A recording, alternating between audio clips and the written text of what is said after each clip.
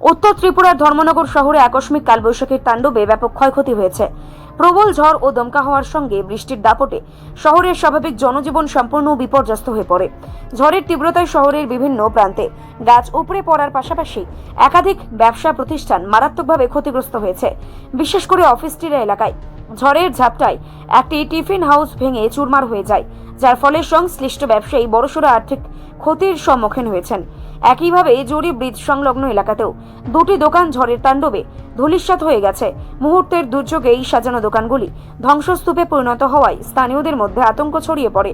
প্রাকৃতিক এই বিপর্যয়ের প্রভাব পড়েছে যাতায়াত ব্যবস্থাতেও। শহরের দিঘল বাগ এলাকায় একটি বিশাল গাছ ভেঙে রাস্তার ওপর পড়লে দীর্ঘক্ষণ যান চলাচল থমকে যায়।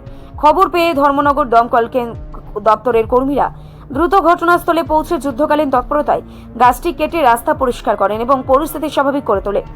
আকস্মিক এই প্রাকৃতিক দুর্যোগে ধর্মনগরের জনজীবন কেবল থমকে যায়নি, বরং বহু ক্ষুদ্র ব্যবসায়ী নিঃস্ব হয়ে পড়েছেন। প্রশাসনের পক্ষ থেকে ক্ষয়ক্ষতির পরিমাণ খতিয়ে দেখা হচ্ছে বলেই জানানো হয়েছে। তবে ক্ষতিগ্রস্ত ব্যবসায়ীরা তাদের পরিবার ও জীবিকা রক্ষায় সরকারের কাছে দ্রুত আর্থিক সহায়তার দাবি জানিয়েছেন।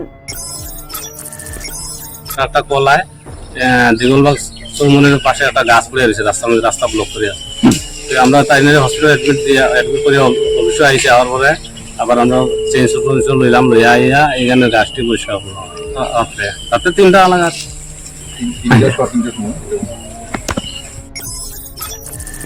রিপোর্ট সংবাদ প্রতীক্ষা।